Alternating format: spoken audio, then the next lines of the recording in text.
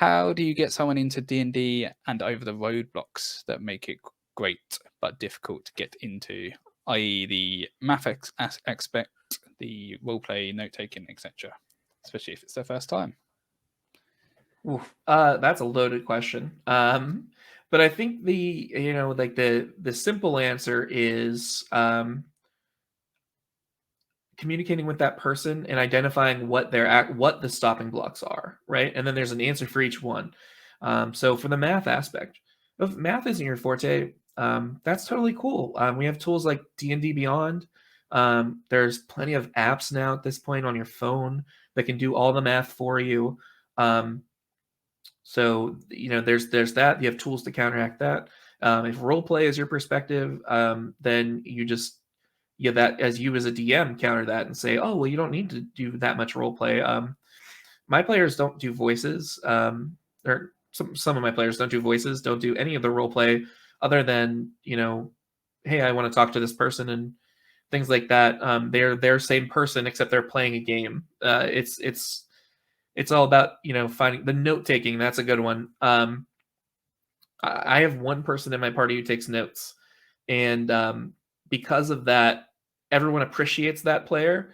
But um, they always ask me, "Oh, who is this person?" And I just point to the note taker and say, "Oh, ask him." And he usually knows. But because I know they don't take notes, my feelings aren't hurt when they've forgotten who random NPC number 12 is, who they encountered, uh, you know, 3 sessions ago. They don't remember. It's about setting my expectations of them as a result of that. And if you don't make them feel bad for having those deficiencies, like if you don't make someone feel bad because they don't role play, if you don't make someone feel bad because they need a little help with their character sheet or knowing how much damage they did, I really think that's more the challenge, and that'll lead to the better result.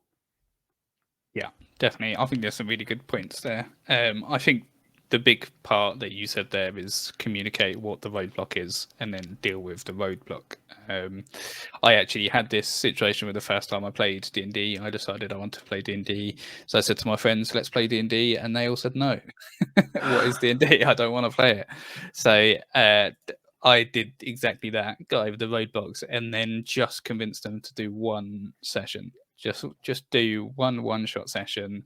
I did a lot of the heavy lifting for them, i.e., I just explained what the classes and the races were, and then they told me what they wanted to play, and I made the characters for them. And then one by one, I sat them down and said, "Here is a list of everything you can do," uh, and made it extremely simple for them. Anything else you want to do, you just have to tell me, and then I'll tell you what to roll.